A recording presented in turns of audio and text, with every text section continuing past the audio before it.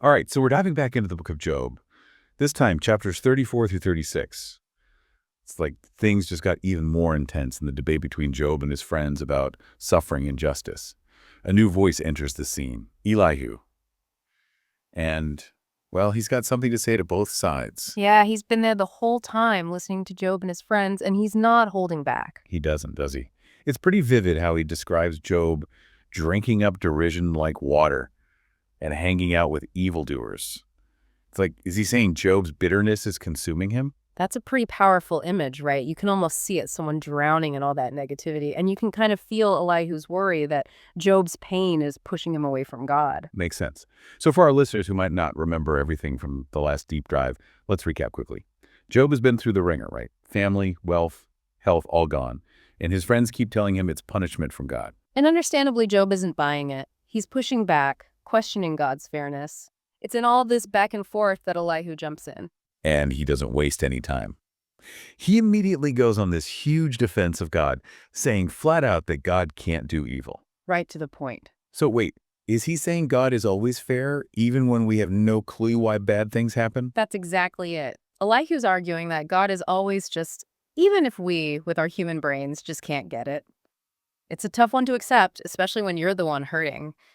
But what he's saying is our idea of justice isn't the same as God's. You know, it makes me think about all those times I've prayed for something and, well, I didn't get what I wanted. And it's easy to think, maybe God isn't being fair, but maybe it's more about trusting that he's got a bigger plan that I can't see. I think you're right on with that. Elihu is really hammering in the idea that God sees everything, even the stuff we think we've hidden.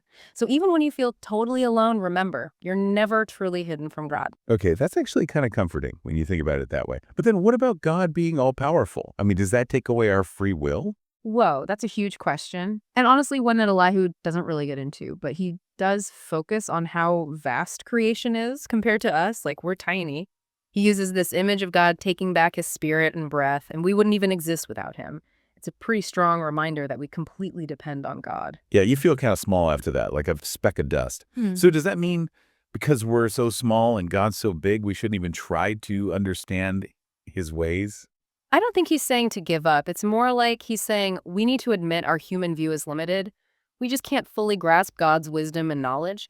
And this is where his idea about suffering being instructive comes in. Okay, hold on. Instructive. How can suffering be instructive? Job's friends are saying it's punishment, but is Elihu saying something different? He is. Remember when he says, if you are righteous, what do you give to him? Or what does he receive from your hand? It's like he's saying, hey, suffering isn't some kind of business deal with God. It's not like if you do good things, you get rewarded, and if you do bad, you get punished. Elihu's saying God doesn't need our good deeds. He is good no matter what we do. So then, if it's not about punishment, what's it about? What does Elihu think? Well, he suggests that sometimes hardship is God's way of getting our attention. Like, hello. Remember that he says God opens their ears to instruction and commands that they return from injustice. It's less about getting even and more about redirecting us. I'm seeing things differently now. So it's not God punishing me, but God using those times to bring me back to him. You know, when I think about those tough times in my life, that's usually when I've learned the most. Exactly. And Elihu actually hints at something positive here. He says, those who listen and serve God will end their days in prosperity and their years in happiness. So it's not just about toughing it out. It's about letting those hard times change us. Like, maybe there's a brighter future waiting for us after the struggle. It really is amazing how God's grace works, you know? Even when things are tough, there's always a way to heal, to become whole again. But Elihu, he's not afraid to talk about what happens if you ignore that path. Yeah. What about those people who just refuse to listen? What does Elihu say about them? He says they could end up perishing without knowledge. Like, they miss out on the wisdom that could help them through hard times. It's like he's comparing the people who dig in their heels and just stay stuck versus those who actually learn and grow. It makes you realize we always have a choice, huh? Even when it feels like everything's falling apart, we can choose how we respond to those challenges.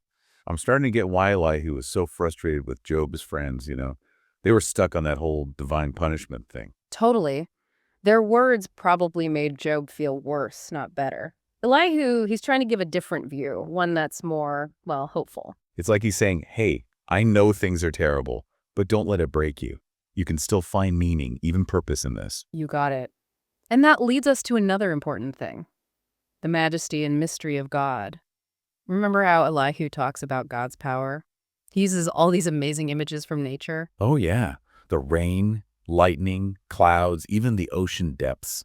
It's like he wants us to see just how huge and incredible God's creation really is. It's almost like poetry, the way he describes it. You get this sense of something so much bigger than us.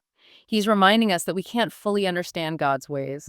It's kind of scary, right, to think that maybe we'll never really know why things happen the way they do, even if we believe in a God who loves us. I know what you mean, but there's also something freeing about it. It means we don't have to have all the answers. We can be okay with the mystery, the unknown. Our faith can be about awe and wonder instead of always being sure. So, not about demanding answers, but coming to our faith with humility, being curious, and being okay with not knowing everything. Right. You got it. And that brings us back to Elihu's challenge. If God's ways are truly unsearchable, like he said, should we even try to understand them? Or is that struggle, trying to figure it out, a big part of our relationship with God? Wow, that's a deep one. It makes me think about my own journey with faith. There have been times I was angry, confused, even mad at God when things went wrong. But maybe those are the times I needed to lean into the questions, the uncertainty, instead of trying to force an answer. That's a great point, and I think that's what Elihu is trying to show Job, a deeper, more mature kind of faith. One that isn't afraid to ask hard questions and deal with doubt. One that's okay with the mystery and trust that even when it's dark, God is still there. It's like that quote, the opposite of faith isn't doubt, but certainty. Maybe it's when we question, when we don't know, that our faith actually gets stronger. Love that. And it shows why the book of Job is still so relevant today. It's not just some old story. It's like a mirror showing us our own struggles with faith, suffering, and finding meaning. So for our listeners who've been on this deep dive with us, what's the one thing you want them to take away from Elihu? The most important thing is to remember that Elihu isn't giving us easy answers or quick fixes. He's inviting us into a deeper conversation. We have to wrestle with these tough questions about God, justice, and why we suffer. Like he's giving us permission to doubt, to question, to deal with not knowing everything. And in all that, to find a stronger, more real faith. Absolutely. And I think that really speaks to us today. We're bombarded with information, opinions, everything. It's easy to feel lost and just want simple answers. But Elihu reminds us that sometimes the most important thing is to ask the right questions, to be okay with being uncomfortable when we don't know, and to trust that even in that uncertainty, we can still find meaning. Couldn't have said it better myself. And I think this is the perfect time to move on to the last part of our deep dive. We've explored Elihu's challenge to Job, how he defends God's justice, and his call for humility when faced with the unknown. But there's one more big piece of his speech we need to unpack, those powerful descriptions of God's power in nature. What do those verses tell us about how Elihu sees God? And how can they help us in our own understanding? That's what we'll be looking at next time. It's going to be good. Okay, so we're back, and thinking back to our last deep dive into Elihu's words, I'm just struck by how different he is from Job's other friends. They were so quick to judge, They just threw out these simple answers that didn't really get at Job's pain. But Elihu, he seems to get it. He gets how much Job is hurting, and he still challenges him to see things in a new light. It's like he sees how deeply Job is suffering, and he comes at him with this mix of compassion, but also some tough love, He doesn't condemn Job, but he doesn't let him just wallow in it either.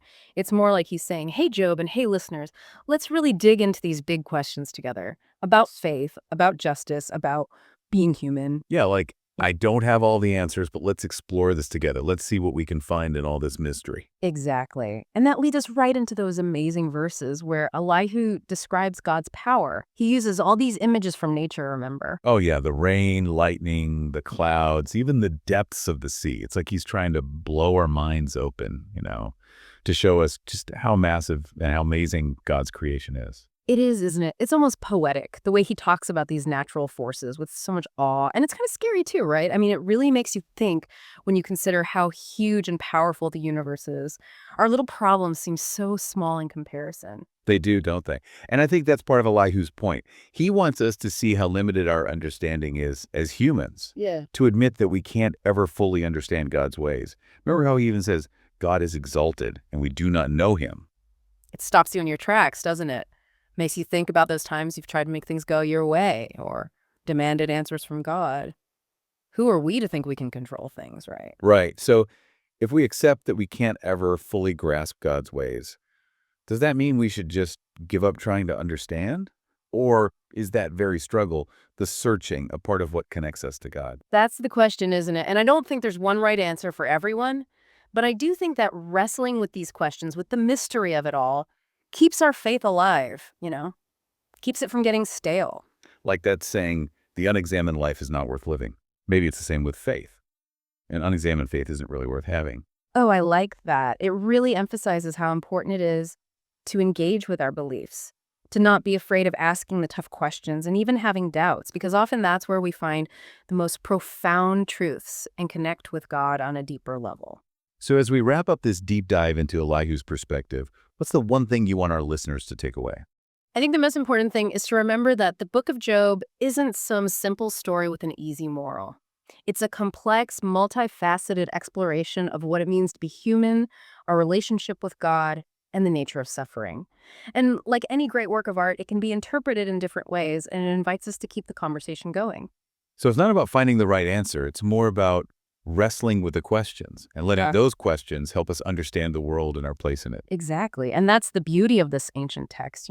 It's still speaking to us thousands of years later, challenging our assumptions, opening our minds, and inviting us to a deeper, more nuanced understanding of faith, suffering, and what it means to be human. So well said. I think Elihu would be proud of us, Yeah, for taking this deep dive into his words and grappling with those profound questions. I think so too. So to our listeners out there, keep seeking, keep questioning, and keep diving deep. There's always something new to discover on this journey of faith. Welcome to Charlie and Mia's podcast. We're embarking on an exciting journey to read through the entire Bible in just 1 year. Every day, we dive into Scripture, exploring its meanings and how it applies to our lives today. We invite you to join us on this incredible adventure of learning and discovery. Don't forget to subscribe to our channel so you never miss an episode.